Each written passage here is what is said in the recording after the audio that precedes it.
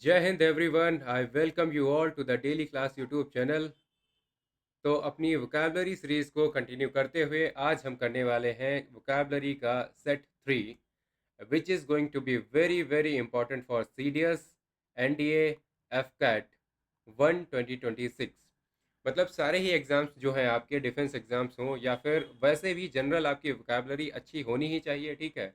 और क्योंकि ऐसा मैं मानता हूँ यार, वोकैबलरी आपकी अच्छी हो तो आपको काफ़ी कॉन्फिडेंस आता है। आप जब राइटिंग करते हो तब भी आप अच्छा मतलब लिखते हो। और जब आप कहीं पे बोलते हो तो वहाँ भी अच्छे वर्ड्स आते हैं ना, तो कॉन्फिडेंस आता है ना। और ओवरऑल यहाँ तो हमारा पर्पज़ ये है कि हमारे एग्ज़ाम्स में जो आजकल आपने देखा होगा 2025 में स्पेशली आपके जो दोनों एग्ज़ाम्स हुए हैं 1 और 2, उनमें वोकैबलरी का लेवल काफ़ी ज़्यादा इन्हांस हुआ है। यूपीएससी ने काफ़ी नए नए वर्ड्स इंट्रोड्यूस करे, है ना, और नए तरीके से वो पूछ रहे हैं। तो इसलिए वोकैबलरी काफ़ी इम्पॉर्टेंट पार्ट बन जाता है हमारी लर्निंग का, हमारी प्रिपरेशन जर्नी का, है ना। चलो तो देखते हैं सेट 3 में क्या क्या वर्ड्स हम डिस्कस करने वाले हैं। एंड बिफोर दैट, ये है मेरा व्हाट्सएप नंबर।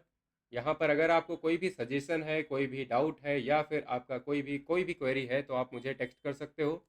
और ये है अपना टेलीग्राम चैनल, ठीक है। आपके जितने भी वीडियोस यहाँ पर अपलोड होते हैं उन सब की पीडीएफ आपको मिलेगी यहाँ पर डेली क्लास टेलीग्राम चैनल पर, ठीक है। वैसे मैं लिंक दे दूंगा डिस्क्रिप्शन में, वहाँ पर आप क्लिक कर सकते हो और डाउनलोड कर लेना, ठीक है। चलो तो शुरू करते हैं। पहला वर्ड क्या है अपना? हम्म।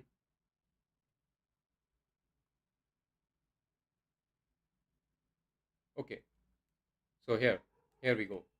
पहला वर्ड हमारा क्या है आज का? पहला वर्ड है हमारा रिकैल्सिट्रेंस।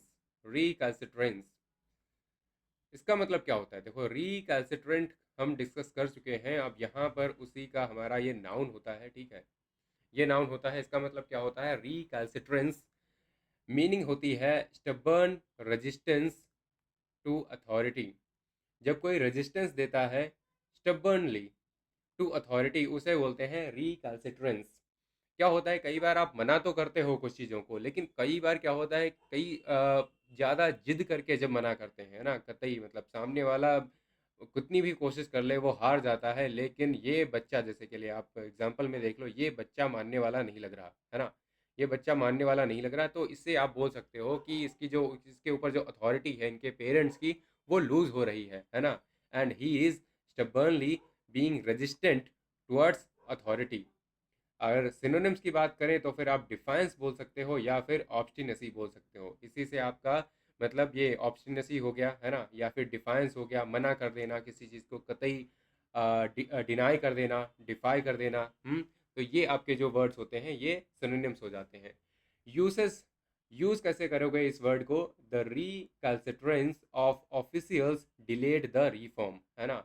अब कुछ ऑफिसर्स ऐसे होंगे जो कि काफ़ी ज़्यादा अथॉरिटी के अगेंस्ट खड़े होंगे, है ना। कुछ ऐसी पॉलिसी आई होगी या उनका बेनिफिट कम होगा, कुछ भी हो सकता है। कोई भी आपका एक कॉन्फ्लिक्ट है, अब उसमें ऑफिशियल्स को उतना कंफर्ट नहीं लग रहा है उस पर्टिकुलर रिफॉर्म को लाने में, तो वहाँ पर क्या होता है, जो रिकैल्सिट्रेंस था ऑफिशियल्स का, उसने डिले कर दिया किसको? रिफॉर्म को, है ना। हम्म। चलो नेक्स्ट, सेकेंड वर्ड आपका है terseness. Second word is terseness. Terseness एक नाउन होता है। मीनिंग क्या होती है? वेरी ब्रीफ, और वेरी ब्रीफ या फिर शॉर्ट बोल सकते हो, है ना। सक्सिंक्ट बोल सकते हो, वेरी ब्रीफ एक्सप्रेशन। जब काफ़ी ब्रीफ एक्सप्रेशन हो तो आप टर्सनेस बोल सकते हो, है ना। और सिनोनिम्स की बात करें तो फिर आपका ब्रेविटी हो जाएगा, और conciseness, something which is concise in nature, something which has brevity, हाँ, तो उसे बोल सकते हो यहाँ पर टर्सनेस हो जाएगा, वो टर्सनेस, राइट, वो हो जाएगा आपका noun. So his terseness made the message sound rude. कई बार क्या होता है, कई बार लोग क्या करते हैं, जैसे कि लिए आपसे पूछा जाए कि क्या खाना खाओगे, तो बोलते हैं नहीं। अब ये रूड लगता है, लेकिन ये यहाँ पर टर्सनेस दिख रही है, ब्रीफ एक्सप्रेशन है। लेकिन लोगों को सुनने की आदत है, नहीं एक्चुअली मैं खा चुका हूँ इसलिए मैं नहीं खाऊंगा। अब वो कहेंगे हाँ, अब रूड नहीं लग रहा है ना, पहले रूड लग रहा था। चलो तो जो भी है ना। तो ऐसे आप समझ सकते हो कि ये जो टर्सनेस है इसका मतलब होता है वेरी ब्रीफ एक्सप्रेशन, है ना, ब्रेविटी बोल सकते हो या फिर आप कंसाइजनेस बोल सकते हो।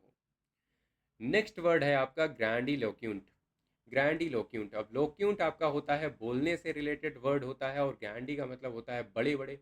तो बड़े बड़े शब्द बोलने की जिसे आदत होती है ना, उसे आप बोल सकते हो ग्रैंडिलोक्यूंट।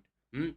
ग्रैंडिलोक्यूंट आपका एक एडजेक्टिव होता है। जैसे के लिए यहाँ पर आप देख सकते हो शशि थरूर साहब को, ये जब वर्ड्स वगैरह बोलते हैं ना तो कई बार ब्रिटिशर्स जो है ना वो भी शर्मा जाते हैं, कहते हैं भाई इतनी अच्छी डिक्शनरी तो हमारी भी नहीं है ना, ये बड़े बड़े वर्ड्स ऐसे फेंक के मारते हैं, ऐसे फ्लॉक्सी नॉसी निहिलिफिकेशन, ये वर्ड मैंने मैंने याद किया था, ठीक है।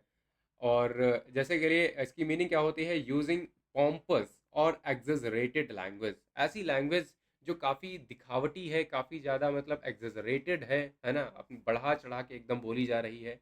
और सिनोनिम्स की बात करें तो फिर बोम्बास्टिक हो सकता है या फिर हाई फ्लोन हो सकता है। और यूसेस कैसे करेंगे, the grandiloquent speech lacked substance. Substance, अब क्या होता है कई बार जो एसेंस होती है ना वो लूज हो जाती है जब आप बड़े बड़े वर्ड्स यूज करते हो, लोगों को सिंपल लैंग्वेज ज़्यादा अच्छे से समझ में आती है। इसीलिए यहाँ पर हम बोलते हैं कि ग्रैंडिलोक्यूंट स्पीच जो थी इस तरीके से आप यूज करोगे, क्योंकि ये आपका एक एडजेक्टिव है ना, लैग्ड सब्सटेंस।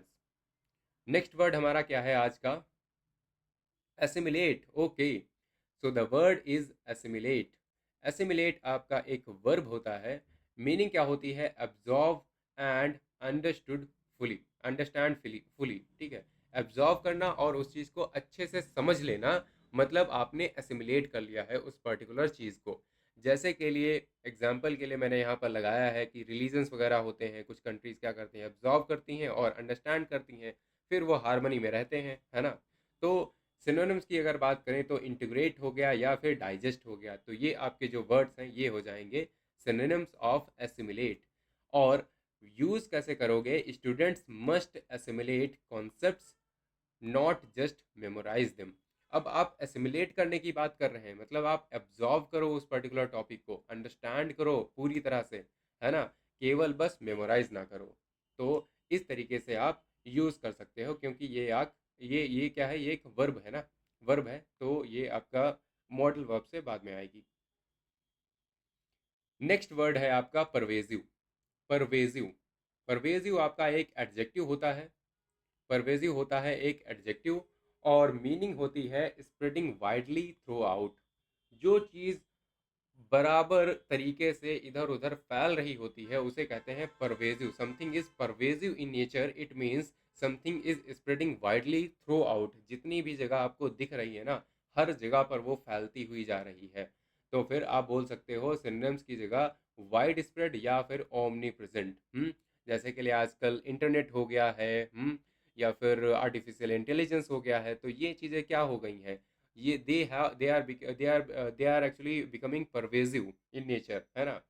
सो यहाँ पर हम एक और चीज़ बोल सकते हैं, corruption remains pervasive in the system. मतलब करप्शन जो है वाइडली स्प्रेड है, हर जगह फैला हुआ है और अंदर तक वो फैला हुआ है ना, ओमनी प्रेजेंट है, वाइड स्प्रेड है और परवेजिव है ना। नेक्स्ट, नेक्स्ट क्या है word, okay, so the next word that is very interesting, the word is इनकॉन्ग्रुअस।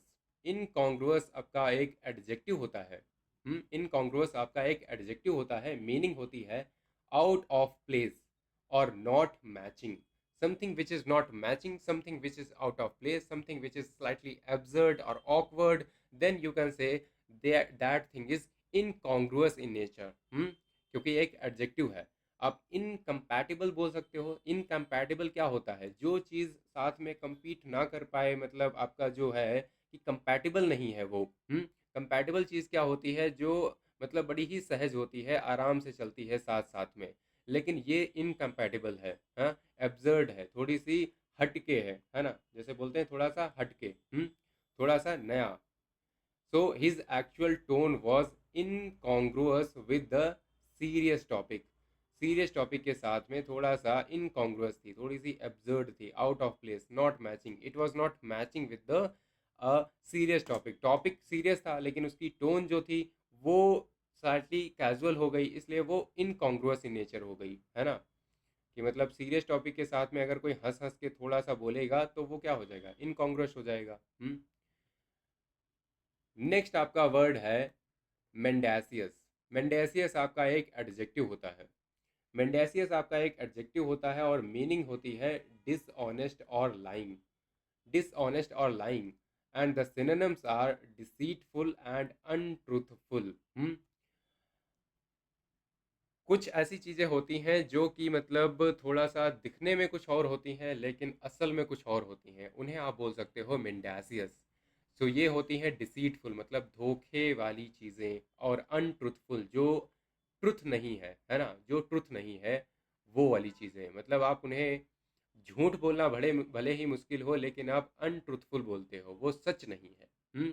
जैसे कि लिए इन लोगों के फेसेस, यहाँ पर मन में इनके कुछ और चल रहा है, इनके लिए इनके दिमाग में कुछ पता नहीं क्या क्या चल रहा है, और बाहर से अब एकदम चंगा सी है ना, बढ़िया एकदम खुशी खुशी बात कर रहे हैं एक दूसरे से। यूज कैसे करोगे, the report was dismissed as mendacious. अब रिपोर्ट होगी मेंडेसियस, डिसऑनेस्ट होगी, लाइंग होगी, right. The remote must be lying और डिसीटफुल अनट्रूथफुल, इसलिए इसको हमने क्या करा, मतलब डिसमिस कर दिया, रिपोर्ट को डिसमिस कर दिया गया क्योंकि वो मेंडेसियस थी, है ना, मेंडेसियस कह के उसे डिसमिस कर दिया गया। नेक्स्ट वर्ड है आपका प्रोपेंसिटी। प्रोपेंसिटी, प्रोपेंसिटी क्या होता है, एक नाउन होता है और मीनिंग होती है नेचुरल टेंडेंसी और इंक्लिनेशन। नेचुरल टेंडेंसी और इंक्लिनेशन सिनोनिम्स होते हैं टेंडेंसी और बायस। प्रोपेंसिटी मतलब टेंडेंसी और bias. He has propensity for exaggeration, मतलब उसकी आदत है, वो उसकी मतलब हमेशा से टेंडेंसी रही है ऐसी कि वो हर एक चीज़ को थोड़ा सा बढ़ा चढ़ा के बोलता है ना। मतलब यहाँ पर मतलब ये वैसे एग्जैक्ट जो भी है आप देख सकते हो पिक्चर में, कि यहाँ पर क्या है, थोड़ी सी इंक्लिनेशन है, टेंडेंसी है एक चीज़ की तरफ, है ना। तो इसे आप प्रोपेंसिटी बोलते हो, propensity for exaggeration. Next word है आपका डिस्पैरेट। नेक्स्ट वर्ड है आपका डिस्पैरेट। डिस्पैरेट एक एडजेक्टिव होता है और मीनिंग होती है essentially different. Meaning is essentially different and the synonyms are distinct और कॉन्ट्रास्टिंग। डिस्टिंक्ट और कंट्रास्टिंग, डिस्पैरेट का मतलब क्या होता है कि जो चीज़ एकदम अलग हो एक दूसरे से, उसे बोलते हैं डिस्पैरेट।